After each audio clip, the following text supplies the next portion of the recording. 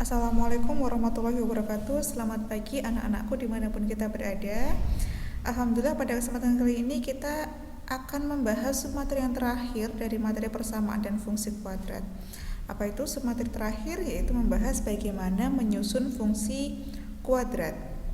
Oke, silahkan disimak dengan baik penjelasan dari Ibu. Apabila nanti ada hal-hal yang kurang jelas, silahkan didiskusikan di dalam kelas maupun dengan teman-teman. Menyusun fungsi kuadrat. Ada 3 metode untuk menyusun fungsi kuadrat, tergantung informasi apa yang diketahui di dalam soal. Nah, metode yang pertama atau cara yang pertama, apabila fungsi kuadrat tersebut memotong sumbu X di 2 titik, yaitu X1 dan X2, dan 1 titik lainnya lagi yang dilalui, maka fungsi kuadrat tersebut dapat disusun dengan metode seperti ini.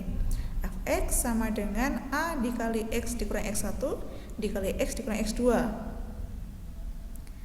Lalu apabila fungsi kuadrat itu diketahui titik puncaknya atau titik baliknya, yaitu XP dan YP, dan 1 titik lainnya lagi yang dilalui, maka fungsi kuadratnya berbentuk Fx sama dengan A kali X dikurangi X puncak dikuadratkan ditambah Y puncak.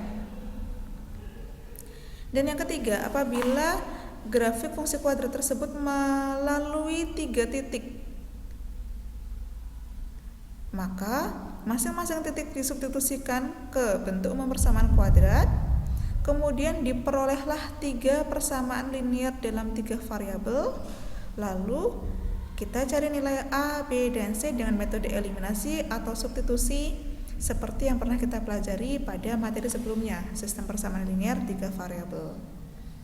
Gitu ya, itu adalah 3 cara. Nah, sekarang kita bahas masing-masing cara dalam contoh soal. Yang pertama, diketahui titik balik fungsi kuadrat adalah min 2, min 10. Jika grafik tersebut melalui titik 2,6, maka tentukan fungsi kuadrat tersebut. Nah, dari soal ini kita ketahui bahwa titik baliknya min 2, min 10 dan grafik itu juga melalui titik 2,6. Maka kita akan gunakan metode yang mana dari ketiga cara ini? Tentu kita gunakan cara yang 3B yang diketahui titik puncaknya. Untuk itu, informasi yang kita dapatkan ini kita masukkan atau kita substitusikan ke bentuk umum persamaan kuadrat yang 3B. Gitu ya. Titik balik atau titik puncaknya kita substitusikan, maka menjadi Fx sama dengan A dikali X ditambah 2 dikuadratkan dikurangi 10. Gitu ya. Selanjutnya kita akan cari nilai A ini. Bagaimana mencari nilai A? Titik yang dilalui tadi, titik lainnya yang dilalui tadi kita substitusikan ke sini. Maka diperoleh 6 sama dengan A dikali 2 ditambah 2 dikuadratkan dikurangi 10. Atau sama dengan 6 sama dengan 16A dikurangi 10. Maka diperolehlah A sama dengan 1. Nah, A-nya di sini kita ganti 1. Maka diperolehlah fungsi kuadratnya adalah X ditambah 2 dikuadratkan dikurangi 10. Atau X kuadrat ditambah 4X dikurangi 6.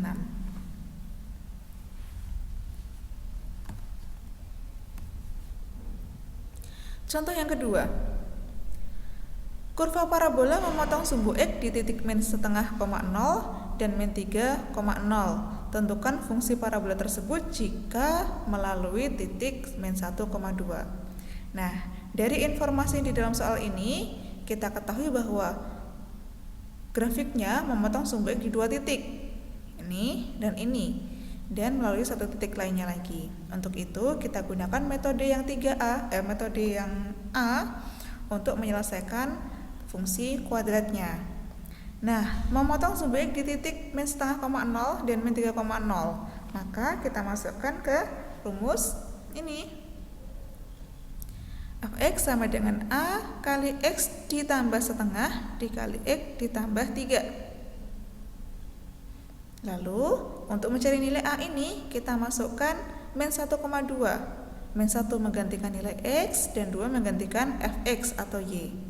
Maka diperoleh 2 sama dengan A kali min 1 ditambah setengah dikali min 1 tambah 3 atau 2 sama dengan min A, atau A sama dengan min 2.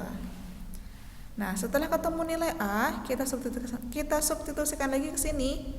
Maka diperoleh fx sama dengan min 2 dikali x ditambah setengah dikali x ditambah 3. Lalu terapkan perkalian pelangi seperti yang pernah kita pelajari di kelas. Diperolehlah bentuk akhir dari fungsi kuadratnya, yaitu fx sama dengan min 2x kuadrat min 7x min 3.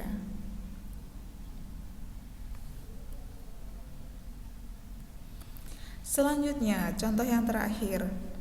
Tentukan fungsi kuadrat yang melalui titik min 3, min 1, min 1, min 5, dan 2,4. Nah, dari soal ini kita mendapatkan informasi bahwa fungsi kuadrat itu melalui 3 buah titik. Kita tidak mengetahui apakah titik ini merupakan titik puncak atau bukan, atau kita juga tidak mendapat informasi titik potong dengan sumbu X-nya. Maka dari 3 cara ini kita terapkan cara yang mana untuk menyelesaikan nomor 3 tadi? Nah, kita terapkan cara yang C, gitu ya.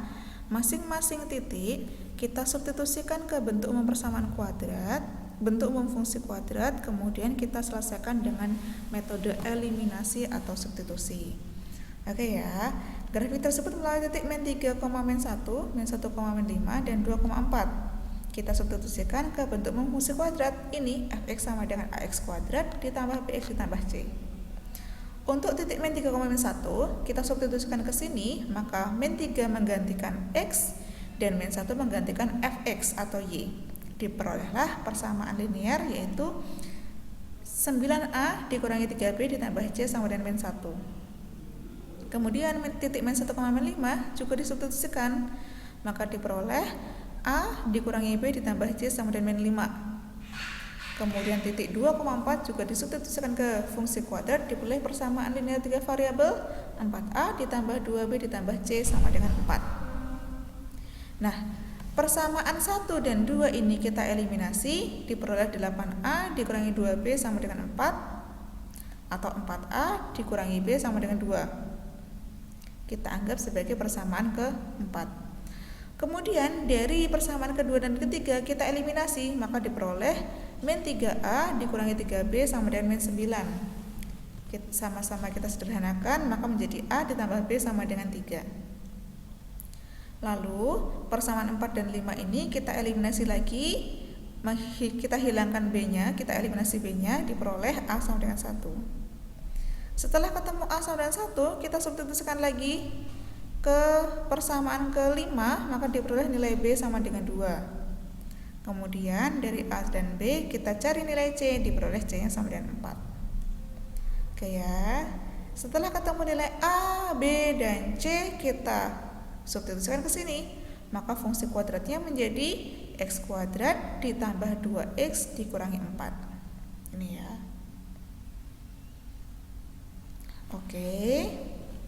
Nah, untuk lebih memperdalam pengetahuan kita tentang bagaimana menyusun fungsi kuadrat, silahkan anak-anak berlatih secara mandiri.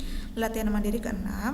Ada 6 soal terkait dengan bagaimana menyusun fungsi kuadrat. Silahkan dicoba masing-masing dan diskusikan dengan teman-teman di dalam kelas maupun di dalam kelompok. Begitu, apabila ada hal-hal yang belum terpahami atau menemui kesulitan, silahkan bertanya kepada Bu Setia, bisa melalui tatap muka langsung ataupun bisa berkonsultasi secara online.